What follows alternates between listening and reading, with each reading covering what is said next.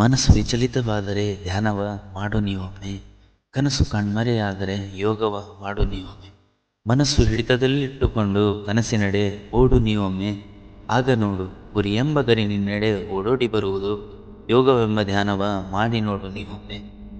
ಯೋಗ ಯಾತ್ರೆ ಎಲ್ಲ ಸಾಧಕರಿಗೆ ಸ್ವಾಗತ.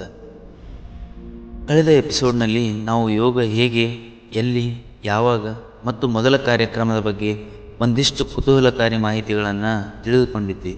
ಹಾಗೆ ಇವತ್ತು ಕೂಡ ಯೋಗದ ಅದ್ಭುತ ಭಾಗವಾದ ಶ್ರೀ ಯೋಗ ಪಿತಾಮಹ ಪತಂಜಲಿ ಮಹರ್ಷಿಗಳ ಬಗ್ಗೆ ನಮಗೆ ಗೊತ್ತಿರದ ಕೆಲವು ಸಂಗತಿಗಳನ್ನು ತಿಳಿದುಕೊಳ್ಳೋಣ ಬನ್ನಿ. ಜೈ ಶ್ರೀ ಗುರುದೇವ್. ಯೋಗ ಯಾತ್ರೆ ಯೂಟ್ಯೂಬ್ ಚಾನಲ್ಗೆ ಯೋಗ ಸಾಧಕರಿಗೆ ಸ್ವಾಗತವನ್ನು ಕೋರುತ್ತಾ, ಇವತ್ತಿನ ಒಂದು ವಿಷಯ ಪತಂಜಲಿ ಮಹರ್ಷಿಗಳು ಬಗ್ಗೆ ನಾವು ಸ್ವಲ್ಪ ತಿಳಿದುಕೊಳ್ಳೋಣ. ಪತಂಜಲಿ ಮಹರ್ಷಿಗಳು ಹೇಗೆ ತಮ್ಮ ಅವತಾರವಾಯಿತು, ಅವರು ಹೇಗೆ ಬಂದರು, ಎಲ್ಲಿಂದ ಬಂದರು ಅನ್ನೋದನ್ನು ಸ್ವಲ್ಪ ತಿಳಿದುಕೊಳ್ಳೋಣ. ಒಂದು ದಿನ ವೈಕುಂಠದಲ್ಲಿ ವಿಷ್ಣು ಭಗವಂತನು ಶೇಷಶಯನದ ಮೇಲೆ ಯೋಗ ನಿದ್ರೆಯಲ್ಲಿ ಹೋದಾಗ ಬಹಳ ಸಮಯದವರೆಗೆ ವಿಷ್ಣು ಭಗವಂತ ಯೋಗ ನಿದ್ರೆಯಲ್ಲೇನೆ ತೊಡಗಿದ್ದ. ಆವಾಗ ಈ ಶೇಷಶಯನಿಗೆ ಒಂದು ಕುತೂಹಲ ಬಂತು. ಆವಾಗ ಈ ಯೋಗ ನಿದ್ರೆಯಿಂದ ಭಗವಂತನ ಎಬ್ಬಿಸ್ಬೇಕು ಅಂಥೇಳಿ ಸ್ವಲ್ಪ ಏನು ಮಾಡಿದ, ತನ್ನ ಮೈಯನ್ನ ಅಳಿಗಾಡಿಸಿದ.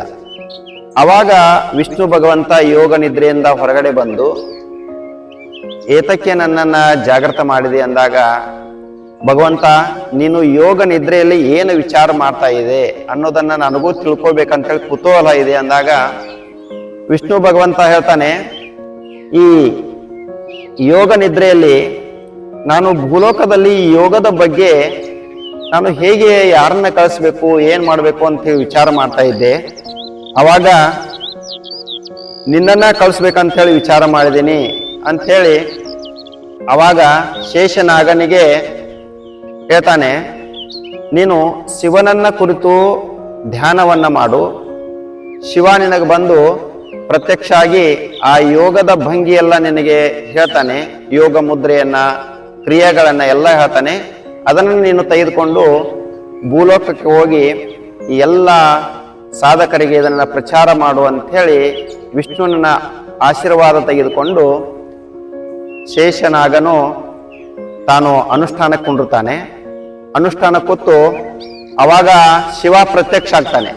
ಶಿವ ಪ್ರತ್ಯಕ್ಷ ಆಗಿ ಹಲವಾರು ಮುದ್ರೆಗಳನ್ನ, ಹಲವಾರು ಭಂಗಿಗಳನ್ನ, ಹಲವಾರು ಕ್ರಿಯೆಗಳನ್ನ ಅವಾಗ ಹೇಳಿದಾಗ, ಸಾಧನೆ ಬಗ್ಗೆ ಹೇಳಿದಾಗ, ಅವಾಗ ಶೇಷನು ಎಲ್ಲವನ್ನೂ ಗ್ರಹಣ ಮಾಡಿ ಅವಾಗ ಪೃಥ್ವಿಗೆ ಹೋಗ್ಬೇಕಲ್ಲ, ಪೃಥ್ವಿಗೆ ಹೇಗೆ ಹೋಗೋದು ಅಂಥೇಳಿ ವಿಚಾರ ಮಾಡ್ತಾ ಒಂದು ನದಿಯ ತಟದಲ್ಲಿ ಒಬ್ಬ ಋಷಿಮುನಿಗಳು ಸೂರ್ಯದೇವನಿಗೆ ಅರ್ಘ್ಯವನ್ನ ಕೊಡ್ತಾ ಇದ್ರು.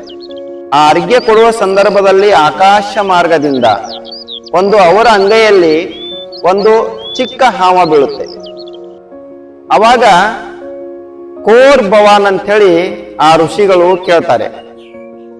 ಅವಾಗ ಸಪೋಹಂ ಅಂಥೇಳಿ ಆ ಸರ್ಪವು ಹೇಳುತ್ತೆ. ಅವಾಗ ಋಷಿಗಳು ಹೇಳ್ತಾರೆ, ನೀನು ಸ್ವಲ್ಪ ವ್ಯಾಕರಣ ದೋಷವನ್ನ ಮಾಡಿದೀಯಾ, ವ್ಯಾಕರಣ ಪದ್ಧತಿಯಾಗಿ ನೀನು ಹೇಳಿಲ್ಲ ಅಂದಾಗ, ನೀವು ಮೊದಲು ವ್ಯಾಕರಣ ಪದ್ಧತಿಯಾಗಿ ನನ್ನ ಕೇಳಿಲ್ಲ, ಅದಕ್ಕೆ ನಾನು ಸಪೋಹಂ ಅಂತಂದೆ. ನೀವೇನ್ ಹೇಳ್ಬೇಕಾಗಿತ್ತು, ಕೋ ಭವಾನ್ ಅಂತ ಹೇಳ್ಬೇಕಾಗಿತ್ತು, ನೀವು ಕೋರ್ ಭವಾನ್ ಅಂತ ಹೇಳಿದಿರಿ. ಅವಾಗ ಒಂದು ರೇಪವನ್ನ ಹೆಚ್ಚು ತೆಗೆದುಕೊಂಡ್ರೆ ಅಲ್ಲಿ, ಈಗ ವ್ಯಾಕರಣಕಾರಿಗೆ ಏನಿದೆ ಅಂದ್ರೆ, ಒಂದು ಅಕ್ಷರವನ್ನ ಕಡಿಮೆ ಮಾಡಿದರೆ ಒಂದು ಗಂಡ ಪುತ್ರ ಜನಿಸಿದ ಹಾಗೆ.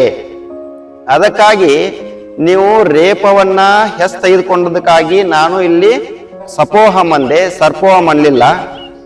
ಅದಕ್ಕಾಗಿ ನಿಮ್ಮ ದೋಷವನ್ನ ನೀವು ತಿದ್ದುಕೋರಿ ಅಂದಾಗ, ಅವಾಗ ಋಷಿ ಮುನಿಗಳಿಗೆ ಮತ್ತು ಸರ್ಪಕ್ಕೂ ವಾದ ವಿವಾದ ಆಗತ್ತೆ.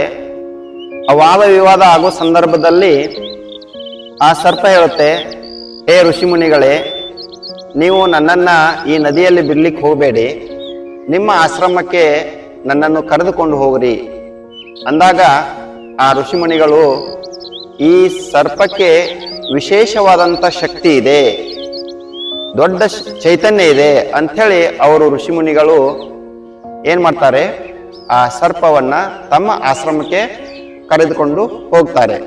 ಹಾಗೆ ಮುಂದುವರೆದು ಏನಾಗುತ್ತೆ ಅಂದ್ರೆ ಅವರು ತಮ್ಮ ಆಶ್ರಮಕ್ಕೆ ಆ ಸರ್ಪವನ್ನ ತೆಗೆದುಕೊಂಡು ಹೋಗ್ತಾರೆ. ಕಾಲಾನಂತರವಾಗಿ ಏನಾಗುತ್ತೆ ಅಂದ್ರೆ ಈ ದೇಹ ಮೇಲಿನ ಭಾಗೆಲ್ಲ ಮನುಷ್ಯ ರೂಪ ಆಗತ್ತೆ, ಋಷಿಮುನಿಗಳ ಆಕಾರವಾಗತ್ತೆ, ಕೆಳಗಿನ ಭಾಗೆಲ್ಲ ಸರ್ಪದ ಆಕಾರವಾಗಿ ಉಳಿತೆ.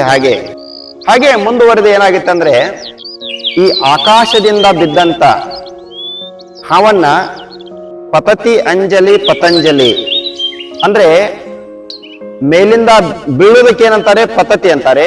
ಅಂಜಲಿ ಅಂದ್ರೆ ಕೈಯಲ್ಲಿ ಅಂಗೈಯಲ್ಲಿ ಬಿದ್ದಂತ ಪತಂಜಲಿ, ಅದಕ್ಕಾಗಿ ಅವರಿಗೆ ಏನ್ ಬಂದಿದೆ ಅಂದ್ರೆ ಪತಂಜಲಿ ಅಂತ ಹೇಳಿ ಹೆಸರು ಬಂದಿದೆ.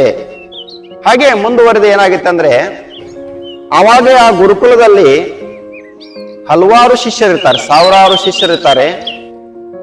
ಆ ಸಾವಿರಾರು ಶಿಷ್ಯರಿಗೆ ಬೋಧನೆ ಮಾಡಲಿಕ್ಕೆ ಈ ಪತಂಜಲಿ ಮಹರ್ಷಿಗಳನ್ನ ನೇಮಕ ಮಾಡ್ತಾರೆ ಪಾಠವನ್ನ ಮಾಡಲಿಕ್ಕೆ. ಆ ಸಂದರ್ಭದಲ್ಲಿ ಆ ಪತಂಜಲಿ ಮಹರ್ಷಿಗಳು ಅವ್ರದ್ದೊಂದು ನೇಮ್ ಇರ್ತದ. ಏನ್ ನೇಪ ಅಂದ್ರೆ ಈ ನೇಮವನ್ನ ಎಲ್ಲರೂ ಏನ್ ಮಾಡ್ಬೇಕು, ಪಾಲನೆ ಮಾಡಬೇಕು. ನಾನು ಪಾಠ ಮಾಡುವ ಸಂದರ್ಭದಲ್ಲಿ ಯಾರೂ ಮಧ್ಯದಲ್ಲಿ ಎದ್ದು ಹೋಗಂಗಿಲ್ಲ. ಆಮೇಲೆ ನನ್ನ ಮುಖ ನೀವು ನೋಡಂಗಿಲ್ಲ, ನಿಮ್ಮ ಮುಖ ನಾ ನೋಡಂಗಿಲ್ಲ. ಕೇವಲ ಒಂದು ಪರ್ದೆಯನ್ನ ನಡುವ ಹಾಕಿ ಆ ಶಿಷ್ಯರೆಲ್ಲ ಆ ಕಡೆ ಕುಂತಿರ್ತಾರೆ, ಗುರುಗಳು ಈ ಕಡೆ ಇರ್ತಾರೆ. ಈ ಪಾಠ ನಡೆದಿರ್ತದ. ಹಾಗೆ ಹಲವಾರು ವರ್ಷ ಪಾಠ ನಡೀತದ. ಎಲ್ಲ ವಿದ್ಯೆಯನ್ನ ಆ ಶಿಷ್ಯರಿಗೆ ದಾರಿ ಇರ್ತಾರೆ. ಅವರವರಿಗೆ ಅನುಸಾರವಾಗಿ, ಅವರ ಬುದ್ಧಿಗೆ ಅನುಸಾರವಾಗಿ ಒಂದೇ ಸಮಯದಲ್ಲಿ ಆ 1000 ಜನಕ್ಕೆ ಏನೇನು ಅವ್ರ ಬುದ್ಧಿಗೆ ಅನುಸಾರವಾಗಿ ಎಲ್ಲ ವಿದ್ಯೆಯನ್ನ ಪತಂಜಲಿ ಮಹರ್ಷಿಗಳಿಗೆ ಕೊಡ್ತಿರ್ತಾರೆ. ಒಂದು ಸಂದರ್ಭದಲ್ಲಿ ಏನಾಗುತ್ತೆ ಅಂದ್ರೆ ಒಬ್ಬ ವಿದ್ಯಾರ್ಥಿಗೆ ಅವಾಗ ಸ್ವಲ್ಪ ಉದರ ನೋವಾಗತ್ತೆ. ಉದರ ನೋವಾದಾಗ ಅವ್ರು ಏನ್ ಮಾಡ್ತಾರೆ ಅಂದ್ರೆ ಅವು ಶಿಷ್ಯ ಎದ್ದು ಹೋಗಿ ಬರಿದಸಿಗೆ ಹೋಗ್ತಾನೆ. ಹೋದ ಕೂಡಲೇ ಈ ಉಳ್ಕಿದೆಲ್ಲ 999 ಶಿಷ್ಯರೇನಿರ್ತಾರಲ್ಲ ಅವರಿಗೆ ಮನಸ್ಸು ವಿಚಲಿತವಾಗ್ತದ. ವಿಚಲಿತ ಆದಾಗ ನಮ್ ಗುರುಗಳು ಇಷ್ಟೆಲ್ಲ ಪಾಠ ಮಾಡಿದಾರೆ, ನಮ್ಗೆಲ್ಲರಿಗೂ ತಿಳಿಯೋ ಹಾಗೆ ನಮಗದೆಲ್ಲ ಅನುಭವ ಆಗಿದೆ, ಆ ವಿದ್ಯೆಯನ್ನ ಸಂಗ್ರಹ ಮಾಡಿದ್ದೀವಿ, ನಮಗ ಪಾಠ ಮಾಡೋರು ಹೇಗಿರ್ಬೇಕು ಅಂಥೇಳಿ ಅದ್ರೊಳಗೆ ಒಬ್ಬ ಶಿಷ್ಯನಿಗೆ ಕುತೂಹಲ ಆಗಿ ಅವ ಏನ್ ಮಾಡ್ತಾನೆ, ಆ ಪರದೆಯನ್ನ ಈಗ ಸರಿಸ್ತಾನೆ. ಸರಿಸಿದ ಕೂಡಲೇ ಈ ಮುಂದಿನ ಏನು ಶಿಷ್ಯರಿರ್ತಾರಲ್ಲ 999 ಶಿಷ್ಯರೆಲ್ಲ ಅಲ್ಲೇ ಸುಟ್ಟು ಭಸ್ಮ ಆಗ್ತಾರೆ. ಭಸ್ಮ ಆದ ಕೂಡಲೇ ಕೆಲವೇ ಸಮಯದಲ್ಲಿ ಆ ಹೊರಗಡೆ ಹೋದಂತ ಶಿಷ್ಯ ಏನ್ ಮಾಡ್ತಾನೆ, ಬರ್ತಾನೆ. ಇವರೆಲ್ಲ ತನ್ನ ಸಹಪಾಠಿಗಳನ್ನ ನೋಡಿ ಅವಾಗ ಆಶ್ಚರ್ಯ ಆಗುತ್ತೆ, ದುಃಖ ಆಗುತ್ತೆ. ಆಮೇಲೆ ಗುರುಗಳಿಗೆ ಪಾದಕ್ಕೆ ನಮಸ್ಕಾರ ಮಾಡಿ ಅವನ ಬೇಡ್ಕೋತಾನೆ. ಬೇಡ್ಕೊಂಡ್ ಕೂಡಲೇ ನನ್ನ ನೇಮವನ್ನ ನೀವು ಉಲ್ಲಂಘನೆ ಮಾಡಿದಿರಿ, ನೀವೆಲ್ಲರೂ ಏನಾಗ್ರಿ ಬ್ರಹ್ಮ ರಾಕ್ಷಸರಾಗ್ರಿ ಅಂತ ಹೇಳಿ ಶಾಪವನ್ನು ಕೊಡ್ತಾನೆ. ಶಾಪ ಕೊಟ್ಟ ಕೂಡಲೇ ಇನ್ನೂ ದುಃಖ ಆಗುತ್ತೆ. ದುಃಖ ಆದ ಕೂಡಲೇ ಈ ಶಾಪದಿಂದ ಹೇಗೆ ನಾವು ಮುಕ್ತಿಯನ್ನ ಹೊಂದಬೇಕು, ಮುಕ್ತಿಯನ್ನ ಯಾವಾಗ ಹೊಂದ್ತೀವಿ ಅಂದಾಗ ಅವಾಗ ಪತಂಜಲಿ ಮಹರ್ಷಿಗಳು ಹೇಳ್ತಾರೆ, ಈ ಶಾಪದಿಂದ ನೀವು ಯಾವಾಗ ಮುಕ್ತರಾಗ್ತೀರಿ ಅಂದ್ರೆ ನಾ ಕೊಟ್ಟಂತ ವಿದ್ಯೆಯನ್ನ ನೀವು ಮತ್ತೊಬ್ಬರಿಗೆ ಇದನ್ನ ಒಳ್ಳೆಯ ಸಾಧಕನಿಗೆ ಎಲ್ಲ ಅವನಿಗೆ ದಾರ ಎರೆದ್ರೆ ಮಾತ್ರ ನೀವೇನಾಗ್ತೀರಿ ಈ ಬ್ರಹ್ಮ ರಾಕ್ಷಸರಿಂದ ಮುಕ್ತರಾಗ್ತೀರಿ ಅಂತ ಹೇಳಿ ಅಂದಾಗ ಅವರು ಹಲವಾರು ವರ್ಷ ಪರ್ಯಂತರವಾಗಿ ಬ್ರಹ್ಮ ರಾಕ್ಷಸ ಸರಿದಲ್ಲೇನೆ ಇರ್ತಾರೆ. ಅವಾಗ ಒಂದು ಸಂದರ್ಭದಲ್ಲಿ ಒಬ್ಬ ಒಳ್ಳೆಯ ಸಾಧಕ ಸಿಗ್ತಾನೆ. ಆ ವಿದ್ಯೆಯನ್ನ ಎಲ್ಲ ವಿದ್ಯೆಯನ್ನ ಆ ಸಾಧಕನಿಗೆ ಬೋಧನೆ ಮಾಡ್ತಾರೆ. ಬೋಧನೆ ಮಾಡಿ ಅವರ ಬ್ರಹ್ಮ ರಾಕ್ಷಸರಿಂದ ಮುಕ್ತಿ ಆಗ್ತಾರೆ. ಇಲ್ಲಿ ಈ ವೈಜಯಂತಿಯ ಕೋಶದ ಪ್ರಕಾರವಾಗಿ ಅವರ ತಂದೆ ಯಾರು ಮತ್ತು ಅವರ ತಾಯಿ ಯಾರು ಅನ್ನೋದು, ಅವರ ಊರು ಯಾವುದು ನಿಖರವಾದ ಮಾಹಿತಿ ಇಲ್ಲ. ಅವರು ಗೋನರ್ದನ ದೇಶದಲ್ಲಿ ಹುಟ್ಟಿದವರು ಅಂಥೇಳಿ ಒಂದು ಈ ಏನ ವೈಜಯಂತಿ ಕೋಶದ ಪ್ರಕಾರವಾಗಿ ಈ ಗೋನರ್ದನ ದೇಶ ಅಂದ್ರೆ ಈಗ ಎಲ್ಲಿ ಬರ್ತದ ಅಂದ್ರಪ್ಪ ಅಂದ್ರೆ ಇದು ಕಾಶ್ಮೀರದಲ್ಲಿ ಬರ್ತದೆ. ಕಾಶ್ಮೀರದಲ್ಲಿ ಗೋ ಅಂದ್ರೆ ಹಸುಗಳು. ಅಲ್ಲಿ ಹಲವಾರು ಹಸುಗಳಿದ್ದು ಅವೆಲ್ಲ ಚೆನ್ನಾಗಿ ಆಹಾರವನ್ನ ಸೇವನೆ ಮಾಡಿ ದಷ್ಟಪುಷ್ಟವಾಗಿದ್ದು ಗೋನರ್ದನ ದೇಶದಲ್ಲಿ ಅವು ಏನ್ ಮಾಡ್ತಿದ್ದು ಸಂಚಾರ ಮಾಡ್ತಿದ್ದು, ಆ ದೇಶದಲ್ಲಿ ಸಂಚಾರ ಮಾಡ್ತಿದ್ದು. ಅದಕ್ಕೆ ಗೋ ನರ್ದನ ಅಂತೇಳಿ ಅಲ್ಲಿ ಹೆಸರು ಬಂದಿದೆ. ಅವರ ನಿಖರ ಯಾವ ಶತಮಾನದಲ್ಲಿ ಪತಂಜಲಿ ಮಹರ್ಷಿಗಳು ಹುಟ್ಟಿದಾರಂತೇಳಿ ಇನ್ನೂ ನಿಖರ ಇಲ್ಲ.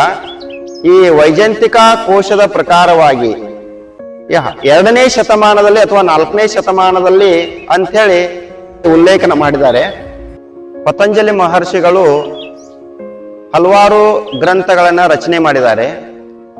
ನಮಗೆ ಈಗ ಲಭ್ಯವಾಗುವಂತ ಗ್ರಂಥಗಳು ಯೋಗ ಸೂತ್ರ, ಆಯುರ್ವೇದಿಕ ಮತ್ತು ವ್ಯಾಕರಣಕ್ಕೆ ಮಹಾಭಾಷ್ಯವನ್ನ ರಚನೆ ಮಾಡಿದ್ದಾರೆ. ಪತಂಜಲಿ ಯೋಗ ಸೂತ್ರವನ್ನ ಮುಂದಿನ ಎಪಿಸೋಡ್ದಲ್ಲಿ ಹೆಚ್ಚಿನ ಮಾಹಿತಿಯನ್ನ ತಿಳಿದುಕೊಳ್ಳೋಣ. ಹರಿ ಓಂ ತತ್ಸತ್ ಪರಬ್ರಹ್ಮಣೇ ನಮಃ.